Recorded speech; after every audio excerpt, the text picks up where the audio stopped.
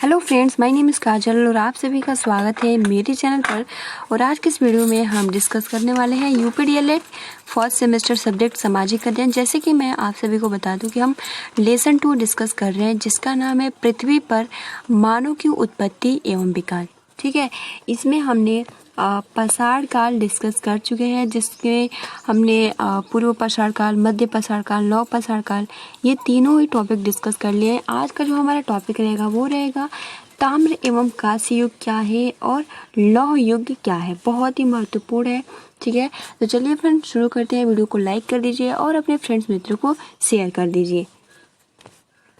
ठीक है, तो जैसे आप यहाँ देख सकते हो ताम्र एवं कांस्य युग, इसके बारे में बहुत ही अच्छे से हम लोग डिस्कस करेंगे। तो जैसे कि आप देख सकते हो कि नव पाषाण काल के बाद जो काल आया वो कौन सा था, तो ताम्र एवं कांस्य युग आया था। ठीक है, मानव को धातुओं से एक ऐसी सामग्री मिली जो पत्थर से अधिक टिकाऊ थी। ठीक है, क्योंकि जो पाषाण काल था उसमें पत्थरों के ही औजार बनाए जाते थे, लेकिन इसमें कुछ तो परिवर्तन हुआ होगा, तभी तो इसका नाम ताम्र एवं कांस्य युग रखा गया है ना। तो इसीलिए मानव को धातुओं से एक ऐसी सामग्री मिली जो पत्थर से अधिक टिकाऊ थी तथा जिसका प्रयोग विविध प्रकार के औजारों, उपकरणों और हथियारों को बनाने के लिए किया जा सकता था। ठीक है, इससे मानव की बढ़ती हुई आवश्यकताओं की पूर्ति भी हो सकती थी। जब मानव की दृष्टि में ताम्र यानी ताम्र को ही तांबा, ठीक है, जब मानव की दृष्टि तांबा पर पड़ी होगी तो वह कठोर होने के कारण मानव के आकर्षण का कारण बना होगा।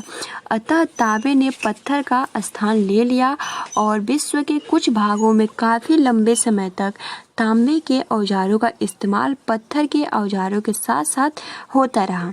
जिस काल में मानव ने पत्थर और तांबे के औजारों का साथ साथ प्रयोग किया उसे ताम्र पाषाण काल कहा गया। यानी ताम्र मतलब तांबा और पाषाण मतलब पत्थर, यानी इन दोनों ही चीज़ों वस्तुओं का यूज करते थे, इसलिए इस काल को ताम्र पाषाण काल कहा जाता है। प्रश्न ये आ सकता है कि ताम्र पाषाण काल किसे कहते हैं, तो आप बहुत ही आसानी के साथ लिख सकते हो कि जिस काल में, ठीक है, जिस काल में मानव ने पत्थर और तांबे के औजारों का साथ साथ प्रयोग किया उसे ताम्र पाषाण काल कहा गया।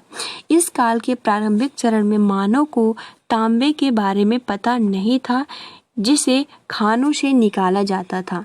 मानव केवल प्राकृतिक तांबे का प्रयोग करता था, जिसे नदियों के तट पर जमा किया जाता था।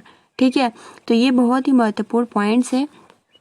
उसके बाद देखिए कि विद्वानों का मत है कि तांबे का प्रयोग, सबसे महत्वपूर्ण है कि विद्वानों का मत है कि तांबे का प्रयोग लगभग 5000 ईसा पूर्व में हुआ होगा। बाद में मानव ने खानों से अयस्क तांबा बनाना सीखा। ठीक है, पहले क्योंकि जैसे ही उनको प्राप्त हुआ वैसे ही यूज करते थे। ठीक है, बाद में मानव को पता चला कि खानों से अयस्क यानी तांबा बनाना सीखा और इस प्रकार तांबे का प्रयोग लगभग 45 ईसा पूर्व में दक्षिणी इराक के सुमेर नामक क्षेत्र से आरंभ हुआ। तो सबसे इसमें महत्वपूर्ण पॉइंट्स यही है कि विद्वान जो थे उनका मत यही है कि तांबे का प्रयोग लगभग कब, तो 5000 ईसा पूर्व हुआ होगा। ठीक है, यानी तांबे का प्रयोग 5000 ईसा पूर्व हुआ होगा, लेकिन बाद में मानव ने, वो तो प्रयोग करते थे लेकिन बाद में उन्होंने मतलब अयस्क से तांबा बनाना सीख लिया। इस प्रकार तांबे का प्रयोग लगभग 45,000 ईसा पूर्व में दक्षिण इराक के सुमेर नामक क्षेत्र से आरंभ हो गया। बहुत ही महत्वपूर्ण प्रश्न है, यहाँ से यही आ सकता है कि तांबे का प्रयोग कब किया गया, तो 45,000 ईसा पूर्व में दक्षिणी इराक के सुमेर नामक क्षेत्र में आरंभ हुआ था। अब कुछ महत्वपूर्ण इसमें पॉइंट्स हैं जिसे हम देख लेते हैं। इसमें ये बोला गया कि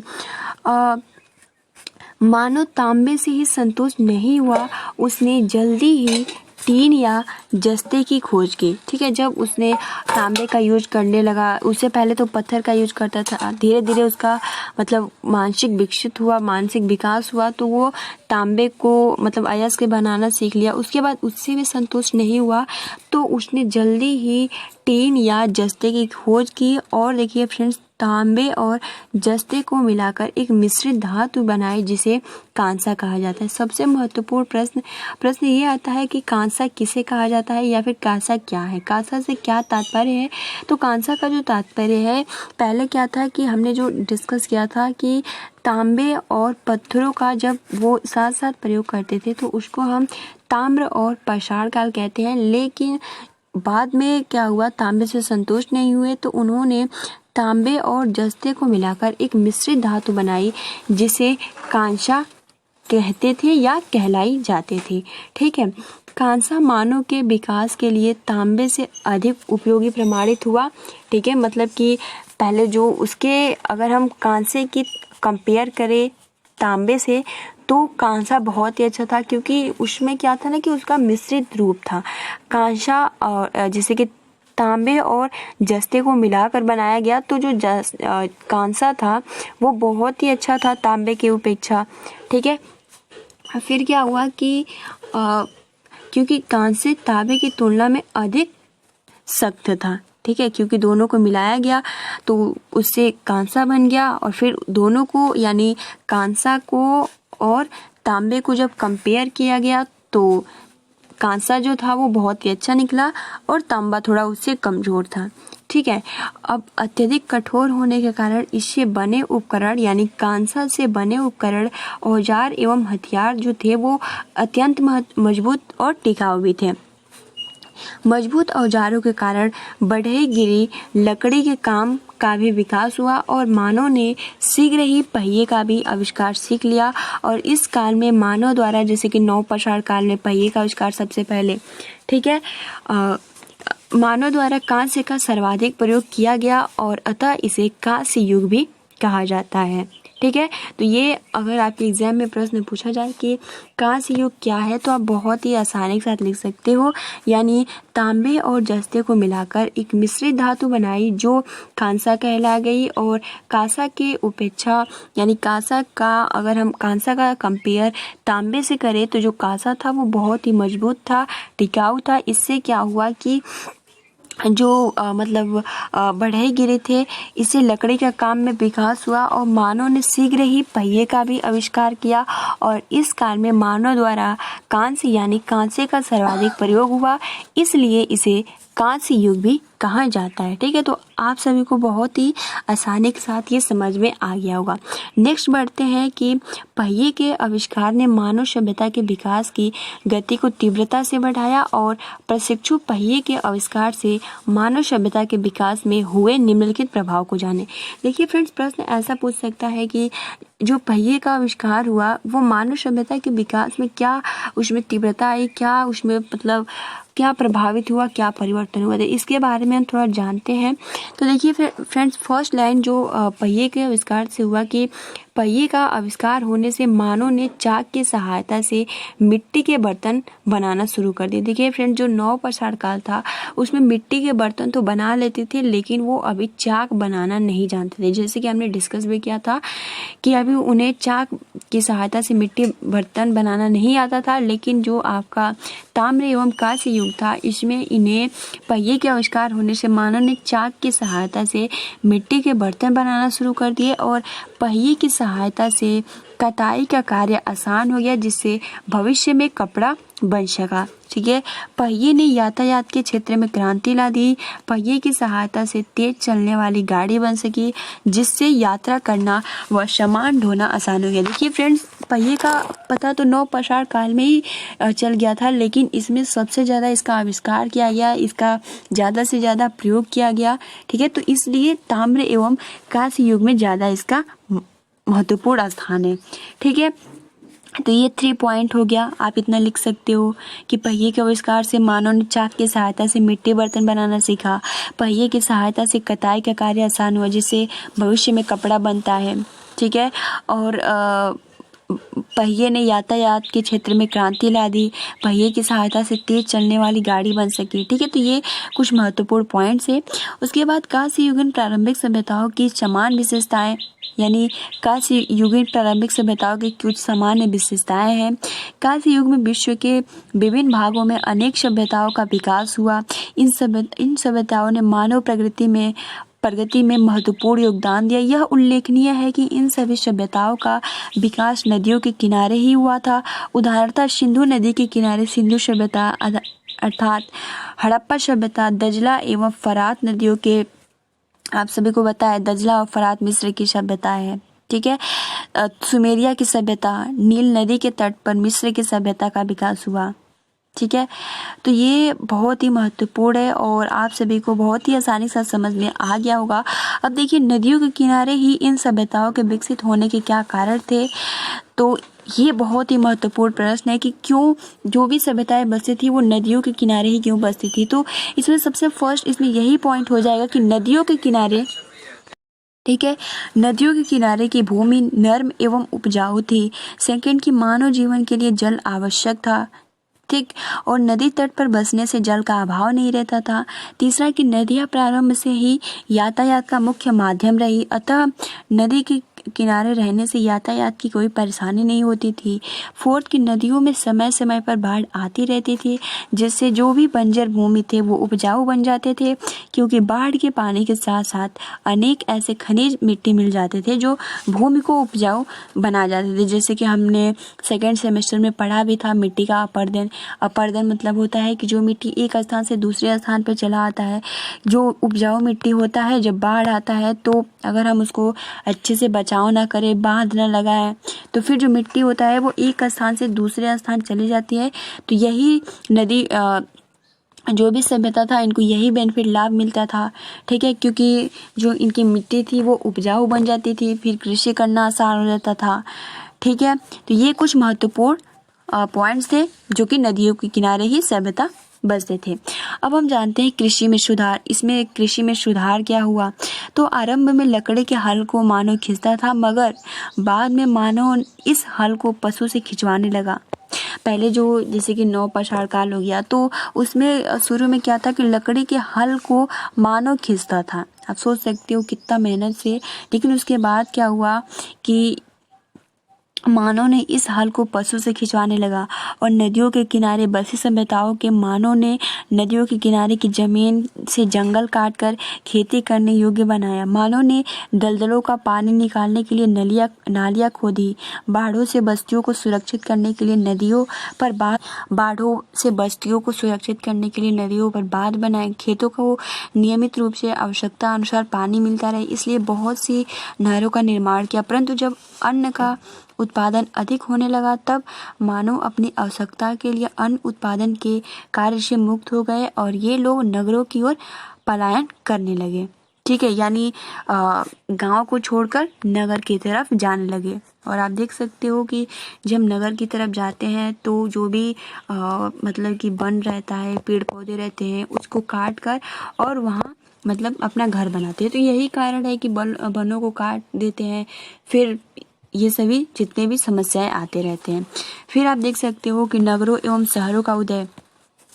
तो कांस्य युग के आगमन से ही नगरों एवं शहरों का उदय होना आरंभ हो गया। देखिए सबसे महत्वपूर्ण प्रश्न यहाँ से ये आ सकता है कि नगरों का आरंभ किस युग से हुआ। तो कांस्य युग के आगमन से ही, ठीक है। इस काल में सिंचाई की सुविधा का विकास होने के कारण अनेक समुदाय ने मिलकर एक ऐसी केंद्रीय सत्ता की स्थापना की जिसका आधिपत्य सभी स्वीकार करे, ताकि संस्था सिंचाई के साधनों के विकास की ओर ध्यान दे सके। और ऐसी संस्था किसी एक गांव में स्थापित नहीं हो सकती थी। अतः क्या किया गया कि नगरों का विकास होने लगा और सिंचाई के साधनों के विकसित होने से उपज बढ़ी, जिससे अनेक स्वयं के लिए अन्न उपजाने से मुक्त हो गए, क्योंकि अब उन्हें अन्न आसानी से उपलब्ध हो जाता था, क्योंकि वो खरीद सकते थे, ठीक है, नगर में जाकर।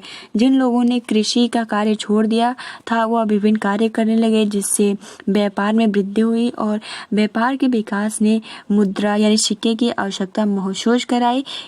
इससे मुद्रा का प्रचलन होने लगा और इसी प्रकार मनुष्यों की आवश्यकताओं ने नगरों का विकास किया और कांस्य युग में नगर पूरी तरह विकसित थे और नगरों में पक्के मकान, चौड़ी सड़कें तथा ढकी हुई नालियां बनाई जाती थी। आप देख सकते हो, यानी जो कांस्य युग था बहुत ही परिवर्तन उसमें हुआ था। उसके बाद हम जानते हैं मानव एवं विकास। तो कांस्य युग में मानव का सामाजिक जीवन संगठित होने लगा था। कृषि और इसके अतिरिक्त अन्य आविष्कारों के कारण मानव ने एक स्थान पर अस्थायी रूप से रहना तथा परिवार के रूप में जीवन व्यतीत करना शुरू कर दिया था। परिवार में सबसे बुजुर्ग व्यक्ति का ही नियंत्रण होता था, यानी घर का मुखिया होता था। ठीक है, परिवार के सभी सदस्य उसकी आज्ञा का पालन करते थे। अनेक परिवारों की जातियों के मिलने से कबीले अस्तित्व में आए। ठीक है, यानी अनेक जब परिवार जातियां मिलते तो उसे कबीले बन जाते हैं और प्रत्येक कबीले का एक मुखिया होता था जो अपने कबीले का नेतृत्व करता था। ठीक है, इन्हीं कबीलों से आगे चलकर राज्य की उत्पत्ति हुई है। ठीक है, यानी एक अनेक परिवार को मिलाकर, अनेक जातियों को मिलाकर कबीले बनते थे और आगे चलकर इसी कबीले से राज्य की उत्पत्ति हुई है। ठीक है, तो बहुत ही महत्वपूर्ण इसमें पॉइंट्स है। और उसके बाद की कांस्य युग में श्रम का विभाजन हो गया था और लोगों ने विभिन्न क्षेत्रों में विशेषज्ञता प्राप्त कर ली थी। नगरों में रहने वाले व्यक्ति कृषि के स्थान पर शिल्पी, बढ़ईगिरी, राजगिरी आदि का कार्य करने लगे थे और समाज अनेक वर्गों में विभाजित हो गया था, क्योंकि विभिन्न कार्यों के आधार पर काम करने वाले व्यक्तियों ने अपने अपने क्षेत्रों में बहुत उन्नति कर ली थी। ठीक है, तो ये आप सभी को बहुत ही आसानी से समझ में आ गया होगा। अब हम जानते हैं उसके बाद है शासन व्यवस्था का उदय। तो शासन व्यवस्था का उदय कि व्यापार के विकास और नगरों के साथ ही जनजीवन की रक्षा की समस्या उठ खड़ी, अतः लोग किसी निश्चित शासन व्यवस्था को लागू करने का प्रयास करने लगे, जिसके परिणाम स्वरूप राज्य का उदय हुआ। और राज्य की स्थापना का प्रमुख उद्देश्य एक सुचारू शासन व्यवस्था को लागू कर लोगों के जीवन एवं संपत्ति की रक्षा करना था।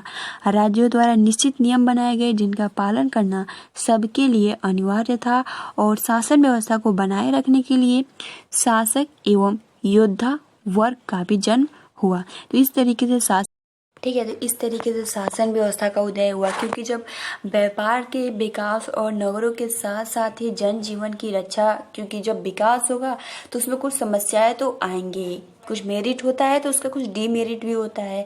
अतः लोग किसी निश्चित शासन व्यवस्था को लागू करने का प्रयास करने लगे, जिसके परिणाम स्वरूप इस तरीके से शासन व्यवस्था का उदय हो गया था। ठीक है, उसके बाद देखिए धर्म, भाषा एवं कला का विकास किस तरीके से हुआ। तो भारत में प्रथम उपयोग लाई गई जो धातु थी वो कांसा थी।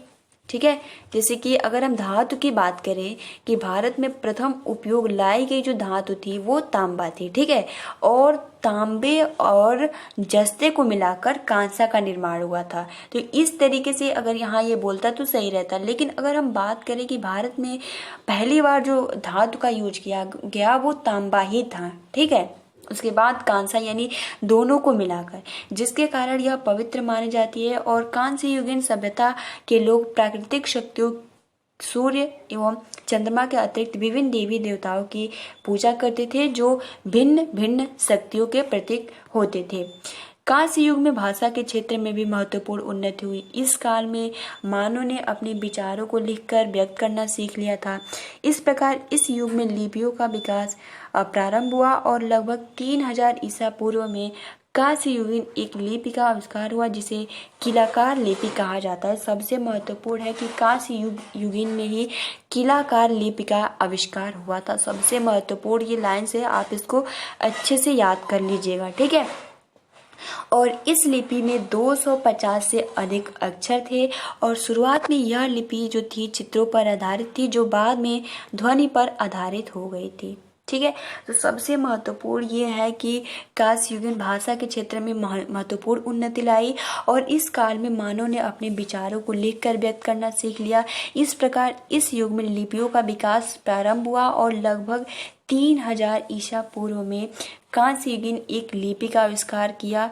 ठीक है, जिसे हम किलाकार लिपि कहते हैं, जिसमें 250 से अधिक अक्षर थे। शुरुआत में जो ये अक्षर थे, ये जो भी लिपि था ये चित्रों पर आधारित था, उसके बाद ध्वनि पर आधारित हो गई थी। ठीक है, उसके बाद कांस्य युग में मानव में कला के क्षेत्र में भी महत्वपूर्ण उन्नति की। वास्तुकला, मूर्तिकला एवं चित्रकला का उत्कृष्ट प्रदर्शन किया और कांस्य युगीन मानव अनेक इमारतों का निर्माता भी थे। इसके अतिरिक्त इन्होंने अनेक नगरों को भी बसाया और इस काल के लोग मूर्ति कला में भी पारंगत थे। उन्होंने धातु, ठीक है। पाषाण एवं मिट्टी की मूर्तियां बहुसंख्या में बनाई जो उत्खनन से प्राप्त हुई। इसके साथ ही कांस्य युग मानव सुंदर आभूषण एवं बर्तनों के भी कुशल कारीगर थे। इन तथ्यों से स्पष्ट है कि कांस्य युग मानव कला प्रेमी थे। तो बहुत ही महत्वपूर्ण ये पॉइंट्स है, ठीक है, कांस्य युगीन वाला। और देखिए फ्रेंड्स, अगर ये सवाल सबसे पहले आता है कि सबसे पहले मानव ने जो किस धातु का प्रयोग किया, चांदी, सोना, तांबा या जस्ता। तो देखिए, अगर वहाँ आपका तांबा होगा तो आप तांबा लगाएंगे, अगर सोना, चांदी, ठीक है, और आपका लोहा और कांसा होता है तो फिर आप वहाँ पे कांसा लगाएंगे। ये ध्यान रखने वाली बात है, क्योंकि तांबा और जस्ता को मिलाकर इन दोनों मिश्रित रूप को ही कांसा कहा जाता है, ठीक है। और एक और बात, जो तांबे और पत्थर का जब यूज किया जाता था तब उसे ताम्र पाषाण काल कहा जाता है। तो ये कुछ महत्वपूर्ण पॉइंट्स हैं जिसको आपको याद रखना होगा, ठीक है फ्रेंड्स। और मानव ने सर्वप्रथम जिस धातु की खोज की थी वह, देखिए फ्रेंड्स यहाँ लिखा भी है ना कि मानव ने सर्वप्रथम जिस धातु की खोज की थी वह तांबा थी। और तांबे के पश्चात मानव ने टिन या जस्ते की खोज की। इसके बाद तांबा एवं जस्ता को मिलाकर मानव ने एक मिश्रित धातु बनाई जो कांसा कहलाई, ठीक है। और कांसा मानव के लिए तांबे से अधिक उपयोगी सिद्ध हुआ, क्योंकि कांसा जो था वो अत्यधिक कठोर होने के कारण इससे बने उपकरण और हथियार अत्यंत मजबूत एवं टिकाऊ थे। तो ये कुछ महत्वपूर्ण कांस्य युग के बहुत ही महत्वपूर्ण, आई थिंक जितने भी पॉइंट थे बहुत ही महत्वपूर्ण थे। हमने जितने भी पॉइंट डिस्कस किए, सबसे पहले तो तांबे का किस तरीके से इसको मिलाया गया, ठीक है। उसके बाद इनको पहिए के बारे में पता चला, तो पहिए से क्या लाभ है। उसके बाद जितनी भी सभ्यताएं आई, क्योंकि ये जो कांस्य युग था इसमें बहुत सारी सभ्यताएं भी बसी, नदियों के किनारे ही क्यों बसता, इसके बारे में हमने डिस्कस किया, ठीक है। इसमें व्यापार का विकास हुआ, शासन व्यवस्था का विकास हुआ, ठीक। तो हमने बहुत ही अच्छे से ये पॉइंट डिस्कस कर लिया। कृषि में सुधार हुआ, आई थिंक। और सबसे मेन महत्वपूर्ण कि इन्होंने किलाकार लिपि, यानी इन्होंने लिपि की रचना की, जिसमें पहले जो था वो चित्र था, बाद में ध्वनि पर आधारित हो गई, और 250 से अधिक अक्षर थे, ठीक। तो ये कुछ महत्वपूर्ण पॉइंट्स है। अब देखिए फ्रेंड्स, लौह युग स्टार्ट हो गया है, तो हम कल या फिर आज ही हम डिस्कस कर देते हैं, थोड़ा सा ही है, ठीक है। तो देखिए, लौह युग यानी ताम्र एवं कांस्य काल के बाद, यानी ताम्र एवं कांस्य काल के बाद जो आया युग वो लौह युग का आरंभ हुआ, ठीक है। और लौह युग का आरंभ उत्तर तथा दक्षिण भारत में एक साथ नहीं हुआ था। यानी जो आपका जैसे कि लौह युग का आरंभ था वो उत्तर और दक्षिण भारत में एक साथ नहीं हुआ था। सबसे महत्वपूर्ण, अगर लौह युग पूछे तो आप ये सबसे पहले जरूर लिखना कि ताम्र एवं कांस्य काल के बाद आपका लौह युग आया, लेकिन आपका जो लौह युग का आरंभ हुआ वो उत्तर तथा दक्षिण भारत में एक साथ नहीं हुआ, ठीक है। दक्षिण भारत में उत्तर पाषाण काल के बाद ही इसका प्रयोग आरंभ हुआ था, परंतु उत्तर भारत के ताम्र काल के बाद इसका प्रयोग आरंभ हुआ। यानी अगर ये क्या कह रहा है कि दोनों एक साथ नहीं हुआ, ठीक है, यानी उत्तर तथा दक्षिण भारत में एक साथ नहीं हुआ। जो दक्षिण भारत में, ठीक है, यानी दक्षिण भारत में उत्तर पाषाण काल के बाद, जैसे कि हमने उत्तर पाषाण किसे कहते हैं तो नौ पाषाण काल को कहते हैं, ठीक है। उत्तर पाषाण किसे कहते हैं, नौ पाषाण काल के बाद ही इसका प्रयोग आरंभ हुआ, परंतु उत्तर भारत में ताम्र काल के बाद इसका प्रयोग आरंभ हुआ था। इसके बाद विद्वानों का मानना है कि उत्तर भारत में इसका प्रयोग ईसा से लगभग 1000 वर्ष पूर्व आरंभ हुआ था। और यह अनुमान भी लगाया गया कि लौह काल के लोग पामीर पठार की ओर से आए थे, और ठीक है, और धीरे धीरे महाराष्ट्र में बस गए, और कालांतर में यह लोग मध्य प्रदेश के वनों को पार कर बंगाल की ओर चले गए। तो देखिए फ्रेंड्स, इसमें क्या डिफरेंट है। सबसे पहले तो इसमें यही डिफरेंट है कि जो ताम्र एवं कांस्य काल के पश्चात लौह युग का आरंभ हुआ, लेकिन जो लौह युग आरंभ हुआ उत्तर और दक्षिण भारत में दोनों एक साथ नहीं हुआ। क्यों नहीं हुआ? क्योंकि जो दक्षिण भारत था, ठीक है।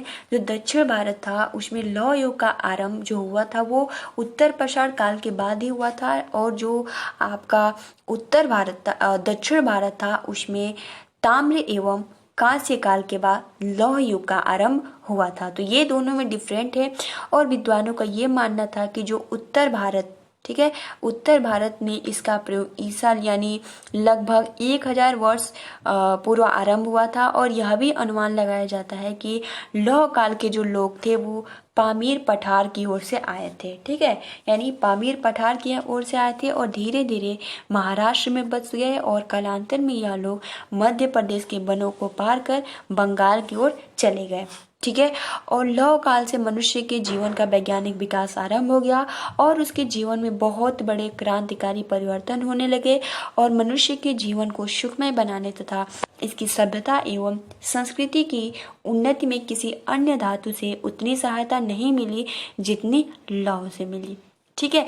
तो फ्रेंड्स, आपको ये जितने भी पॉइंट्स थे लेसन 2 समाप्त होता है यहीं पे। और हमने आज के इस वीडियो में जाना कि ताम्र पाषाण काल क्या है, ताम्र कांस्य युगीन क्या है, बहुत ही अच्छे से हमने डिस्कस किया। लौह युग क्या है, और आपको बहुत ही आसानी के साथ समझ में आ गया होगा, ठीक है। अब देख सकते हो कि इसमें प्रश्न कैसा पूछा जा सकता है। पृथ्वी पर मानव की उत्पत्ति का विकास और कैसे हुआ स्पष्ट कीजिए।